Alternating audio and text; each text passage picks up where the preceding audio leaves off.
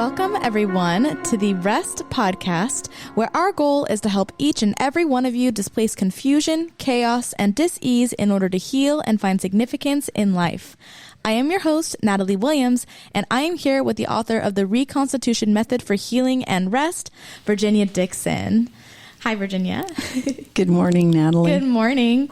This week, a friend of Virginia's and of mine, and also one of the founders of Spectrum Wellness is here, Darci Collins, to talk to us about seasons of life. Hi, Darci. Hi, Natalie. Thank you for having me. Of course. Virginia, I know there's a very specific reason why you're having Darci join us today. There is. Darci is a very unique individual, as I think everyone is, I might add. Yes. But her uniqueness has impacted my life greatly, and we're going to get into that a little bit later. Mm-hmm. So I'm excited for everyone to meet her. But as we are thinking about and talking about seasons of life, obviously this is the end of December, and we're recording for a January release. Is that right? Yes. And I thought about how December is such a special month. Mm-hmm. And the groundwork for December is really established in November, which is my favorite holiday, I might add, Thanksgiving. And I think there's so much preparation. There's so many special things that go into Thanksgiving that prepare us for December. Yeah. And it's the end of a season in our lives. It's not just the end of the year, right? Yeah. Of a year, another year, but it's the end of a season of our lives. And I think that's what prompted us to discuss this topic. Is that right? Yes. I forgot how we came about this, but I wanted to read a little something. Go for it. That I found really compelling. And I've read this many, many, many times in my life, but for some reason this year it impacted me a little bit differently. There's a season for everything and a season for every activity under the heavens, a time to be born and a time to die, a time to plant and a time to uproot, a time to kill and a time to heal, a time to tear down and a time to build. There's a time to weep and a time to laugh, a time to mourn and a time to dance. There's a time to scatter stones and a time to gather them. There's a time to embrace and a time to refrain from embracing. There's a time to search and a time to give up. There's a time to keep and a time to throw away. There's a time to tear down and a time to mend. There's a time to be silent and a time to speak. There's a time to love and a time to hate. And there is a time for war and a time for peace. I thought, where are the resources found to help us prepare for these times in our lives? Where do we learn about all these seasons? I came into the office today, as you know, and this picture of my family, and I'm going to do a little segment for the post, for our Instagram post a little bit later, but it moved me to tears. And it's this picture that you all know sits on my desk of when we left Montevideo, Uruguay. Yeah. And I was so impacted by the look on my face. Something in this picture tells me I knew I was never going back. And I was certainly never going back to what I was leaving. Right. And I thought about all the sacrifices, and I often reference that my father and my mother made. But in terms of thinking about the seasons of life, that was a season that I would never revisit or experience anything like it. And I'll expound on that in our little post that we're going to make. But I remember conversations we would have with Dad around the dinner table. And it was like instructions on Proverbs. And I realized that he sowed so much wisdom into our hearts, driven from fear, for sure, and deep convictions. We talked about that in the last episode. Yes. But also driven by love, motivated by deep, deep love, and realizing his own limitations. He could not be with me. So he sowed many things into my life. And he was very intentional, not mine, but mine, my brother, and my sister. He was very intentional about doing so. And then I realized that during those conversations, he also was training me like an athlete trains, to be consistent, to be focused, to be resilient, and to understand the disciplines and the sacrifice necessary to finish well. These are all things an athlete is very well acquainted with. Yeah. But then I realized he also prepared me for battle. And he taught me about the conflicts that I would face in life and in the world. And he often spoke about the state of affairs and the human condition. And it wasn't until I came across the canon that speaks to the human condition like no other book, the Bible, that I realized that this was really a book about us in time, and instructions on living was the book of Proverbs. And as I read through the book of Proverbs for the very first time, I realized this is what my dad was doing. So I summarized experiences in my life and who I was to become and what I was to experience as a person, as a farmer, an athlete, and a warrior. And these were things that just stayed with me. So I wanted to perhaps share my perspective on seasons of life in the context of those life lessons that were given to me. So home was a training ground, and my dad was my instructor. And at some things he excelled, and in other things perhaps what he was trying to do didn't translate quite how he had intended. I think we all relate to that. But I think the fruit of it has been great, and rest is the fruit of that pilgrimage. And by the way, I think I have woven the components of farming, of training, and of battle into the narrative of rest, my reconstitution approach to healing. Yeah. And those of you listening, I encourage you to join us for our 40 days of rest because they're transformational. Yeah. Too much to get into these small segments, but we try to break them up in application. But Darci, I invited you to join us because there is no way, I know so much about you, but there's no way you got to where you are in life without having a working understanding of the things I just mentioned. And so I wanted you to address that. But before you address that, I wanted you to tell everybody how we met, because it's such a beautiful story of the sovereignty of God at work in our lives always, and how we can't do anything to mess up the seasons of our life. We can get derailed, but not all who wander are lost. That doesn't mean we're lost. We're not out of the grip of grace. And I want you to talk about that, how we met, and how this narrative that I opened with is relevant to your own life. Thank you for inviting me to join you. Sometimes the seeds that we're given and that we plant are for a different season than what we think. And there was a season of my life where my son was very instrumental in introducing me to some of the people that became very important in my life, because he was at a college in our community and very active with different ministries. And that's how he met Virginia. That's how he met you. Guests at the villa. Yeah, so they were at the villa. They were attending a fundraiser for a ministry. At the time it was Wheatstone. And Wheatstone had been very impactful in Connor's life, my son. Changed his life, changed the trajectory of his life. And that's how he ended up at Biola University. It's an amazing program. Oh, it was so impactful. And while he was at the event with you at the villa, he was impacted by a lot of the things that you shared. But he came home to me and he said, I've met this woman and she sounds just like you. She talks about the brain. She talks about God's sovereignty in people's lives and how we're created and how the neurons in our brain can be changed. I remember that conversation. He was so impacted by it, but at the same time, he thought, well, this is a mirror image of a lot of the things that's important to my mom.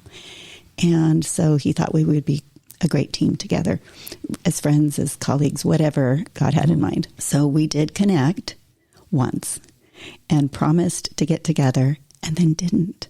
Over a phone call. Quick phone call. Yeah. So then 3 years later, I'm at the Thanksgiving table with Connor, and I'm telling him about this wonderful technology that helps to balance the brain, calm the brain, and it's called Cereset. He said, I have a friend who just went and did Cereset and had a great benefit from it in Orange County. And I said, well, there's 3 locations in Orange County. I said, which one did he go to? And what Connor said is, well, he knows the owner. And I said, well, was it? And I named off 2 of the other location owners. And then I said, or Virginia Dixon. And he looks at me and he sits back and he said, Mom, that's the woman I introduced you to 3 years ago. Oh my gosh, I know. That was unbelievable. And I did not realize that you were the same person that he had introduced me to. But since then, I had been introduced to Cereset and had the benefit of utilizing the technology for my own brain and loved the benefits. But then after that, I was introduced to the owner of Cereset, and they had invited me to come on board on their corporate team. So now I was a part of that team, not even remembering the connection that Connor had made between the 2 of us. So I waited a day or 2 because it was Thanksgiving, and I called you, I think the Saturday morning after, and you were in the car on the way somewhere. And I said, Virginia, this is Darci. I wanted to reintroduce myself. My son Connor had introduced us. Mm-hmm. And you said, oh, yes, I remember you. And I said, I'm also the Darci that is now on the Cereset team. And I think you pulled over, or you were just getting to. I couldn't believe it. And so we both realized at the time that there were seeds that were planted long ago. We didn't follow up. We didn't nurture them at the time, but they were for a different season. They were for a different season. So good. And so at that time, then we fully connected. And I'll never forget, we went to coffee one morning, and I said, there's a great event going on at the location where my office is. I would love for you to see where I'm working. And it's a beautiful location, and I think that you would love it. And so we came over here and took a tour, and that's where we're sitting today. Yeah, this amazing office space, I might add. Makes everybody feel like home. So now we get to see each other just about every day. We work together, collaborate. Yeah. But I love what you just said, that Connor seeded. Yeah, he planted those seeds for us. Planted those seeds from a conversation, I might add. Yeah. And they didn't bear fruit for 3 years. And I think there's so many parallels of this in life and to our own life. But for today's segment, I was more interested in your own pilgrimage and the seeds that were planted. And I don't know, what strikes you the most, perhaps? Well, is it the season of farming, the season of training, or is it the season, really, of battles and just having to be a warrior, having to be an athlete, or having to be a farmer? Which season do you find most appropriate with how life unfolded for you? Which are you most compelled? I feel that all of those are parts and parcels of our life in the continuum. We're always utilizing something that we've learned in all of those aspects of life, but some are more prominent at different times of life than others. And so Connor was faithful after the initial meeting with you to introduce us, not knowing what would come of those seeds. There's so many times that we plant seeds, we never know what's going to come of it. But because he did that, what took root was a commonality that we had in helping people to heal. And when we did come back together, little did I know it was me that needed the healing at that time. I had gone through a very hard season in my life. And as the farmer, I felt stuck in the mud. And I was able to be released from that and to not be frozen. And the blessing that has come from that has allowed me to use that to help others that are in that season of their life. Just stuck. Yeah, I have a lot of women who come to me, and they have a variety of physical issues. A lot of women come to me for weight loss because they ignore their symptoms, but that's something they can't ignore. Their clothes don't fit anymore. They're uncomfortable in their own bodies. And when they come to me, we do an assessment that shows all of the symptoms that they're also dealing with. And that's where we change the focus, and we focus on wellness. And weight loss is just a great outcome of that. That's right. It's a consequence. Yeah, we want them to be well. We want them to be well emotionally, physically, mentally, spiritually. And that's where we began. What in the seasons of your life gave you a conviction to help people step into wellness? And from there, you resolved that this would be your life focus. So it began back when I was in junior high, when my mother was diagnosed with breast cancer. And that just planted a seed in me to be curious. How did that happen? And is it preventable? But as the years went by, it wasn't a focus for me until my boys were in high school and I was in a very stressful situation, and it took me out physically. The stress that I was dealing with manifested in me not being able to breathe. And after many interventions with the doctor and trying different tests, and nothing was coming up. They kept saying, there's nothing wrong with you. But you couldn't breathe. But I couldn't breathe. And we tested my lungs, my heart, all that. And so eventually what I would do is I would stay home from work for about 3 months. My breathing would resume. I'd be okay. And then I'd go back to work. And then it would happen again. And my doctor and I were both so frustrated. So finally I went into him, and I wasn't breathing well again. And he said, I don't know what to do. And I just broke down. That's so well said, because they have good intentions, but the fact is, if they don't understand functional medicine, they don't know what to do. And at that time, he didn't. But that took him on a journey, too. That's right. We both were completely different people than we were back then. But it really, the manifestation of the stress issues in my life that caused me to not be able to breathe was a turning point for both of us. Mm-hmm. So he handed me a book, and it was about stress-based symptoms. And there was an assessment that I took in the book, and I maxed it out. And he said, give me a year, and let's see what we can do for you. And even at the end of that year, we hadn't resolved the issues. So I just changed my course. And I went back to school, and I studied nutrition, then I studied neurology and gastrointestinal issues and how all of that is affected by stress. Mm-hmm. And I helped myself to heal. But during that time, I kept thinking, all through that education, why aren't we taught this? There's so much to this that can help people to have. You went into training. It was my training season. Right. And I built up my mental muscles to learn how to heal myself. And the whole time thinking everyone needs to know this information just propelled me into research and learning more. Can I say, too, knowing you as I do and watching how you live, I think it wasn't just even your brain and your mind that you built up, but I saw you do a lot of hard soul work. And I'm very specific in addressing that when I speak about the soul, it's the mind, the heart, the will, the conscience, and the feelings. And in that, you really embarked on that journey of rest that we talk about, and reconciling the competing narratives, right, between the story of design, the stories we tell ourselves, and the story from our ancestors. And I watched you do that hard work to forge ahead and really become well-versed on all these principles of health. Because there is that intricacy, I think, in dealing with issues of health and wellness that need to be considered. And so I just personally watched you navigate all of it. I just wanted to add that. Thank you.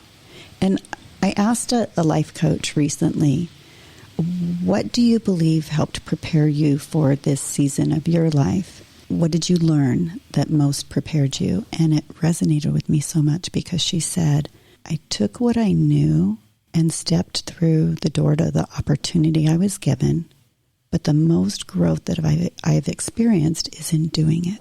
Mm-hmm. So I loved that, is that we prepare for battle, or we prepare to plant. And we prepare as much as we can, but nothing grows us as much as getting into the planting and the nurturing and the growing, or the preparing for the training, for battle gets us out there on the battlefield. But when we're out there, that's when we use everything we've learned, and that's when we grow the most, is when we're in it, deep in it. Deep in it. So funny you should say that, because as you were speaking, I was thinking that those two things are what prepare us for battle. It is the sowing, it is the reaping, it is the training, it is everything that comes with those two seasons that prepare us for battle. And sometimes we have to battle our own narratives. Sometimes we have to battle our own impulses that we know are not productive. Sometimes we have to battle an institution. Sometimes we have to, the fight is real. Confusion, chaos, and dis-ease isn't just around us, it's within us. To be frank with you, I think those three narratives of planting, training, and the narratives of war are applicable and relevant to understand as we embark on these different seasons of life. And the reason I think they have so much merit and so much value, it shifts the conversation inward instead of becoming judgmental and cynical and really, frankly, argumentative and combative with people around us. I don't think that's productive. We need to plant and train and do battle with confusion, chaos, and disease within ourselves. And then the rest somehow becomes so much easier. It does, and I believe once we can reflect back with gratitude for the opportunities that we've been given, the things that we've been through, the seasons that we've been through, and it doesn't feel good at the time. No. But Natalie and I were speaking earlier, and what I was saying is sometimes all we feel like we have, is a handful of seeds. And we don't know what's going to come of them. But in faith, we plant them, we nurture them, we learn how to tend to them. And as they grow, they're useful at different seasons of our life. Mm-hmm. And that's just the beauty of, as we age, that we can look back and be so grateful for those seasons, even though they were so tough. And even now, I look at the seasons that my children and my grandchildren are going through, and I'm so grateful for what I've learned, because now I can use that information and the hope that I have in my heart to help them through their tough times. Mm-hmm. And sometimes the seasons come at us very quickly and in short order. And we have to be able to draw from what we learn. I should say, many times, more often than not, life requires that we access what we learned from those seasons in our lives very quickly and apply them with deep conviction. And that's why I think this conversation becomes important as we talk about what's involved in stages of life, seasons of life, and what they look like. So we're going to continue with those three narratives, I think, in the next 2 or 3 episodes.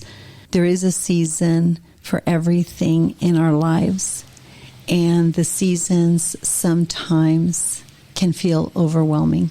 However, if we can draw from the training that we received from our families of origin, either by what was given to us or by what we observed was lacking, and we disciplined ourselves to learn. But if we can draw from that and keep in mind the analogy of the farmer, the athlete, and the warrior, I think all of our life experiences can serve us well. And give us strength and hope for the future. That's right. And then come together in community, right? And do life together as we have. It brings such joy to know that we can get through the seasons of life, and we do it together. That's right. Thank you. Thank you. Thank you, Darci. It's been an honor having you here. I was happy to be here. Thank you. All right, everyone, don't forget our next 40 Days of Rest begins January 20th.